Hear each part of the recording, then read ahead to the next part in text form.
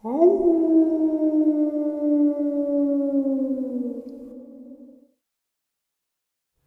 greetings and salutations, everyone, and welcome back to tonight's second half.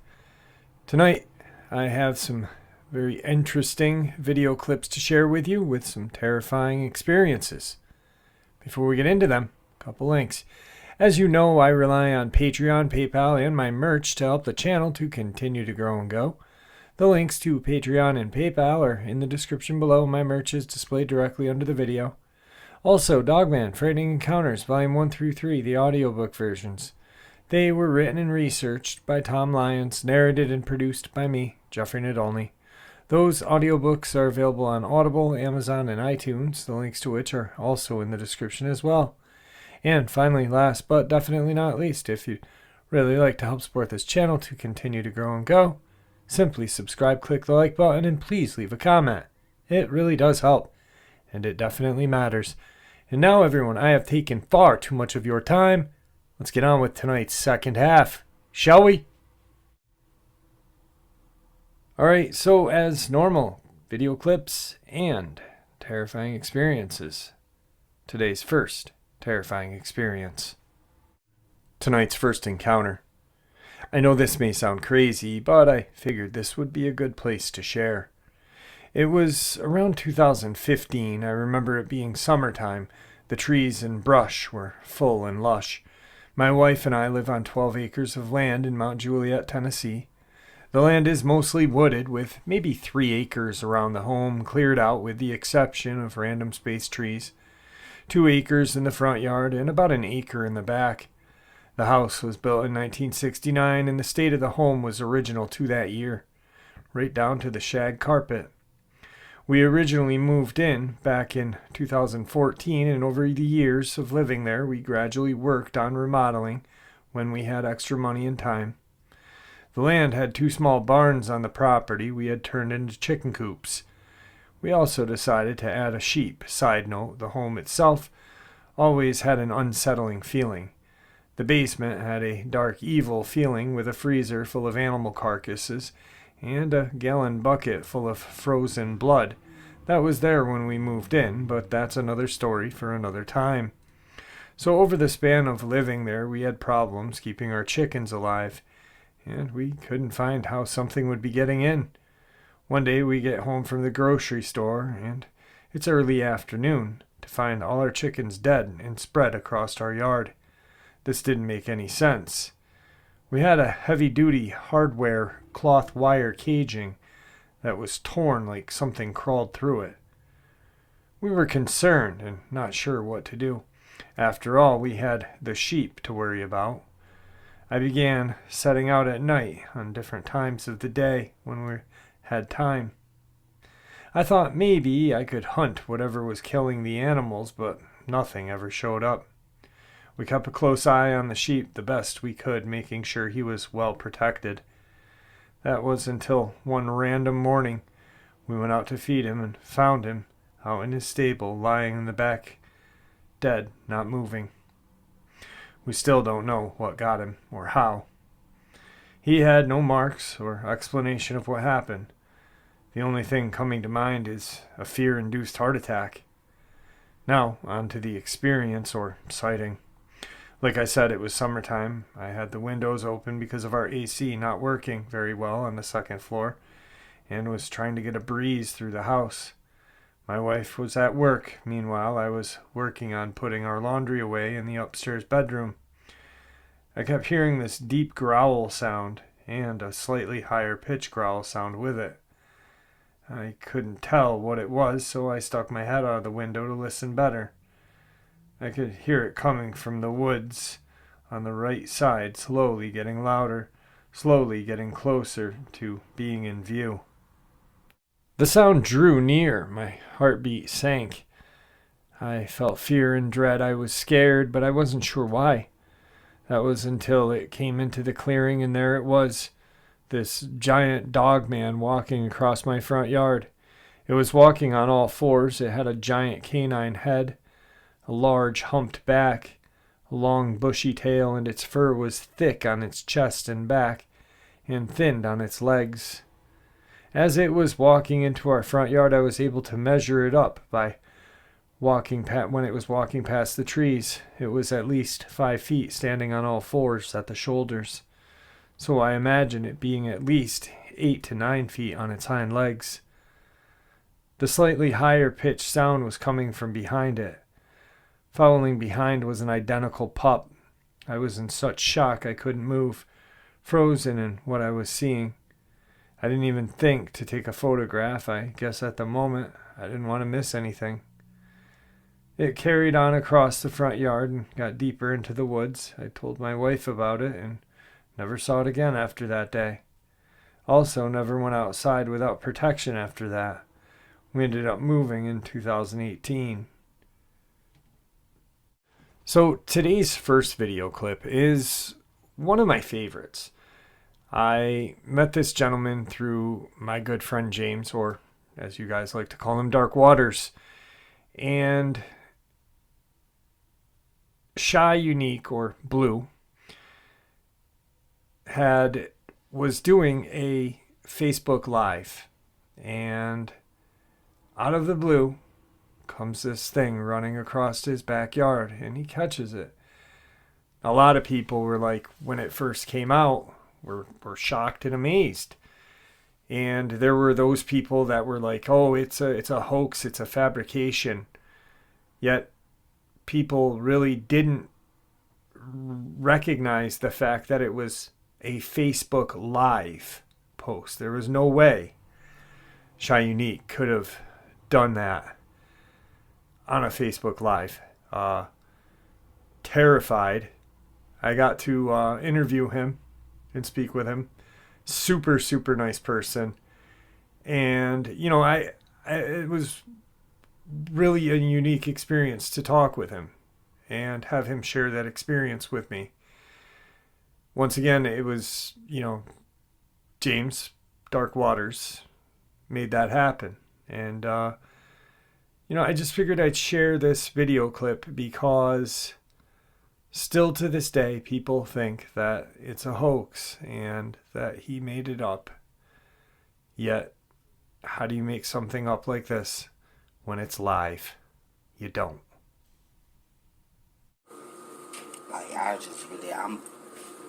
I'm really just out my mind right now, because I really think I just saw what the fuck I just saw, and just to show y'all that I ain't capping on no screenshot or editing no photos and none of that shit. I'm finna open my back door and show y'all that the picture came from in the back of my yard.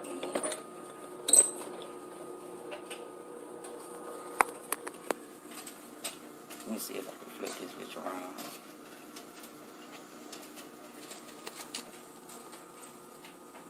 That's the exact spot now. That's my backyard. I'm zooming in a little piece.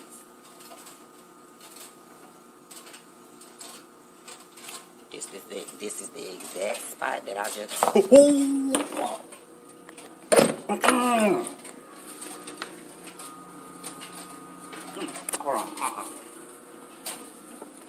This dog.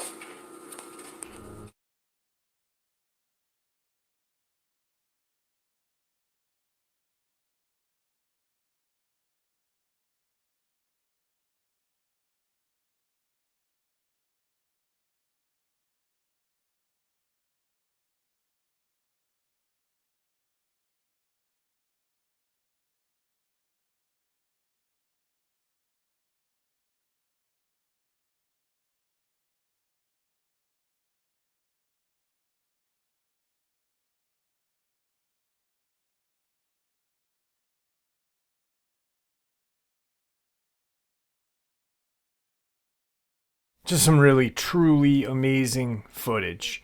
On to tonight's second encounter. My dad told me about a lot of experiences that happened to him throughout his life. I remember one in particular that took place sometime in the late 60s to early 70s, long before I was born. I'll do my best to recall what he relayed to me. Unfortunately, I can't ask him about this because he passed away 9 years ago. This was somewhere in Northern California. It It was some sort of campground that had been near a big lake. I honestly don't remember the name of this campsite, as I was a little girl when he told me this story. He was camping with a few of his brothers. I believe he told me that they had the truck to camp in, and they used the back bed, 2 sleeping bags for both brothers, and my dad slept in the front seat. Well, he and my uncles were asleep when my dad was awoken by a foul odor. He wasn't sure what it was, because he hadn't smelled anything like it before, as he and my uncles were very outdoorsy and camped a lot. He had the window cracked open, and that's how he was able to smell it. He said that when he awoke, he saw this large, hairy creature walking around the truck. He didn't know what it was, but suspected that it could possibly be a Bigfoot.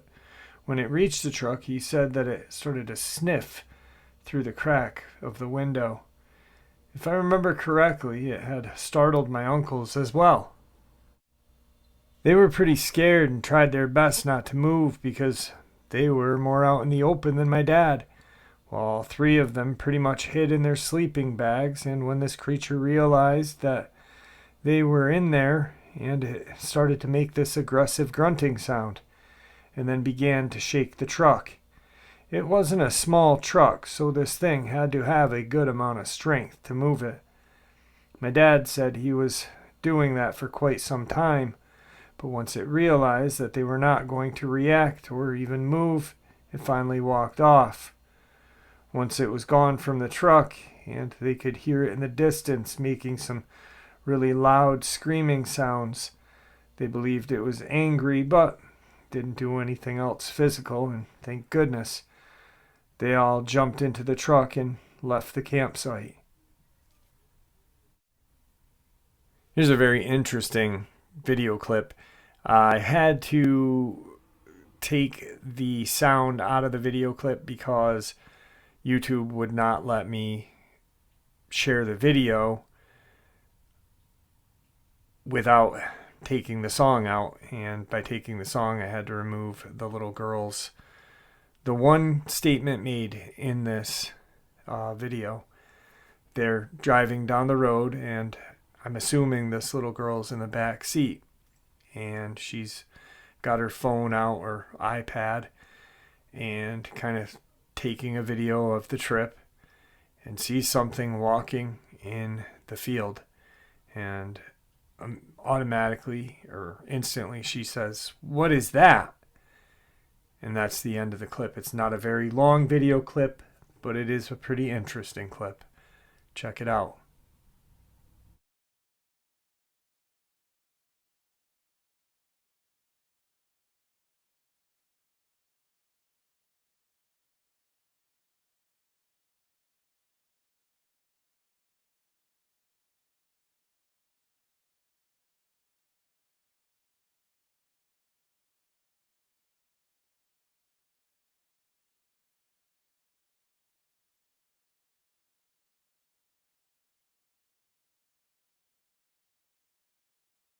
Like most video clips, you or I really can't get a great feel on them because we weren't there. But it is an interesting clip nonetheless.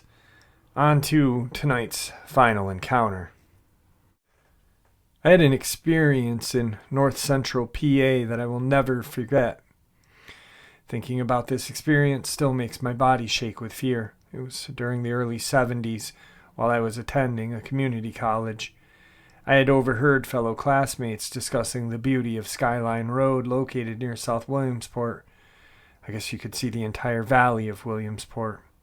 I talked my boyfriend into driving to the mountain ridge where we could see this valley. We didn't pick the right area. Instead, we inadvertently went to the other side, which was on a neighboring mountain. Much higher and clearly isolated, it took a while to get to the top. We didn't see any cars along the way. It was cold outside and the middle of fall. We finally reached the highest elevation of the mountain and a slightly cleared area. We parked the car and see the entire valley. It was a truly beautiful sight. Full moon, stars, the city lights below us. We were definitely alone on this mountain. It should have been a nice evening, sitting in the car overlooking the beautiful valley. But suddenly, I had a strange, intense urge to make sure all the doors were locked. So I locked my door and reached over and locked my boyfriend's. He just laughed at me. "Why are you locking the doors? We're the only people here." But I was adamant about getting all the doors locked immediately. I even had to know the old Vega. The trunk was locked. Yeah, the back of the car is locked. But I clearly felt uneasy. My boyfriend encouraged me to enjoy the beautiful evening with the sky in our view. Finally, I attempted to calm down and leaned my back against the side of the car door. My boyfriend leaned over the center console and kissed me, two young people concentrating on each other, and we initially ignored the slight outside movement of the car. But all of a sudden, with my back against the door, I felt a very strong pull on the door. Simultaneously, we both felt a tremendous rocking of the car. We both looked out my window. Standing next to the door was this very large, humanoid-like creature. It was pulling on the door handle, and with both of its hairy hands, this creature was determined and strong. It caused the intensive rocking of the car. At its sight, we screamed together in absolute shock. Thank God somehow my door remained closed and locked. My boyfriend grabbed his keys, immediately starting the car. The engine roared. This menacing creature turned away from the car and headed down the mountain. It deliberately stayed away from the lights of the car. It moved with unbelievable swiftness and speed, and in the dim light, into the heavily wooded area filled with painful briars. What kind of creature could be so active in this densely mountainous region? There is no human capable of moving at such a rapid speed. Humans are also unable to move in such potentially dangerous areas without light. It's obvious this creature had nocturnal vision. Did this creature also have the ability to camouflage itself? Why didn't we see it earlier? It further easily disappeared into the gnarly terrain. I screamed at my boyfriend, "Get us out of here." As we drove down the mountain, I was visibly shaking and crying. I kept asking, what did we see? What did we encounter? My boyfriend, equally confused and terrified as I was feeling. What did we actually see that night? It appeared to be some sort of hairy cryptid, possibly a Bigfoot, of course. This is not possible because rational people don't believe in the existence of cryptids or Bigfoot. However, this is my description. It did not have a defined neck. It was covered with hair on its face, arms, and body. The body was massive with thick shoulders and arms. There was no appearance of any clothing. It also appeared beside our car like an avid hunter that maintained its presence before our initial and horrifying recognition. After this incident, I thought we should go immediately to the police, but my boyfriend said no one's going to believe us. However, I believe my guardian angel whispered in my ear to initially lock the doors. What if my door lock had given way during the creature's fierce pulling? Why was this creature so intent on opening my car door? It was clearly violent because the fury used against the door actually created a horrendous shaking of the entire car. But it had to be my guardian angel who made sure that door lock didn't release under its savagery efforts. Furthermore, the creature was much larger than the two of us. There's no way we could defend ourselves against it. Yes, we should leave Bigfoot alone because the one we encountered was definitely cunning, and it also exhibited a strong capacity for discernment.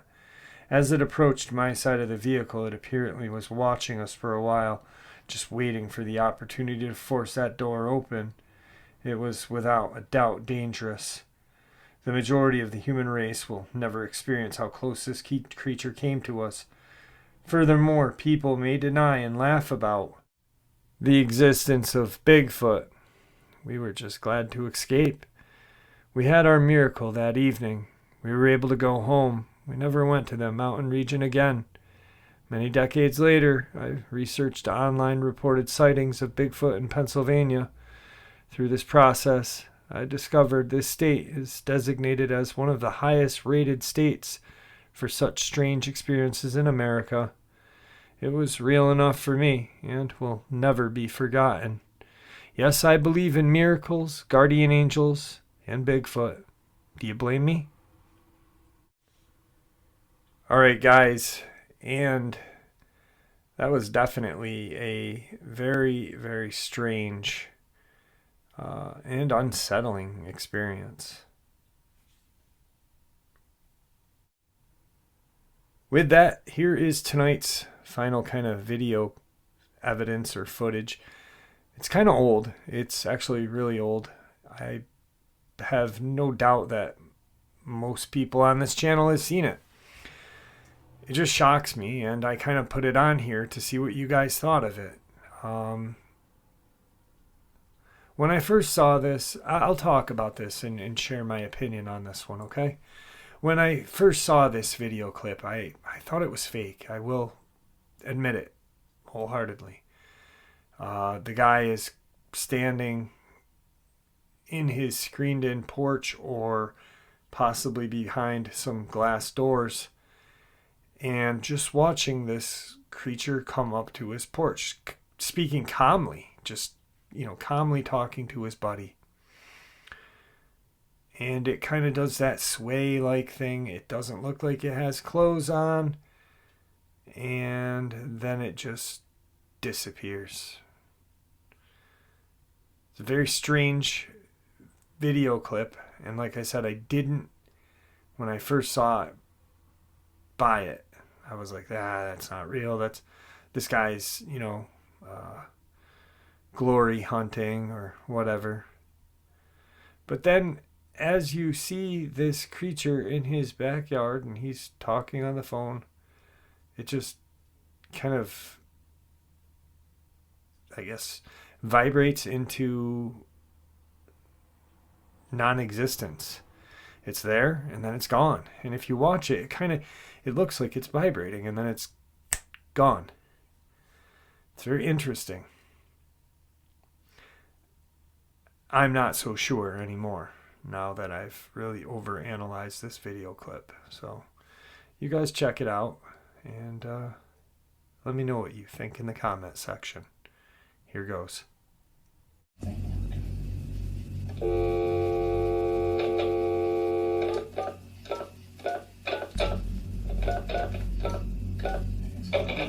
the only one that will believe me.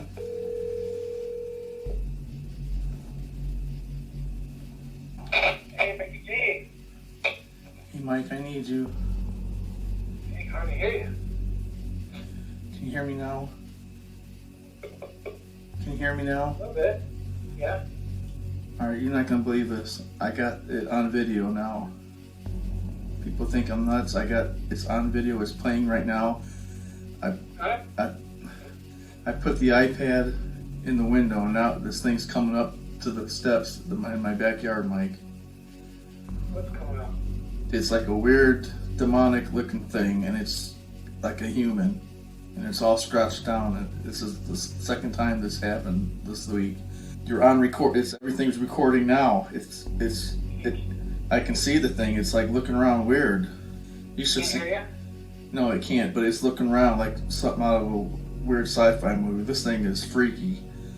It's on video. Huh? Not a person? No, it's an evil identity. It's evil entity. This thing's like wicked looking. But it's a human form though. You gotta wait until you see the video. I got it on video. Okay, good. This is like one out of a million things that people will not. They won't think I'm crazy no more. Wait until you see this. Oh my God! It's like you should see this thing, Mike. Then 2 nights ago, I was seeing like this. I was seeing this thing. See it, and now it's gone. So I got 2 minutes on tape on a video, Mike. And that, my Dogman fam, is tonight's upload. I hope you all enjoyed it. I want to thank you for all your support. May the Great Spirit watch over every single one of us. And may He guide us down that path that we call life.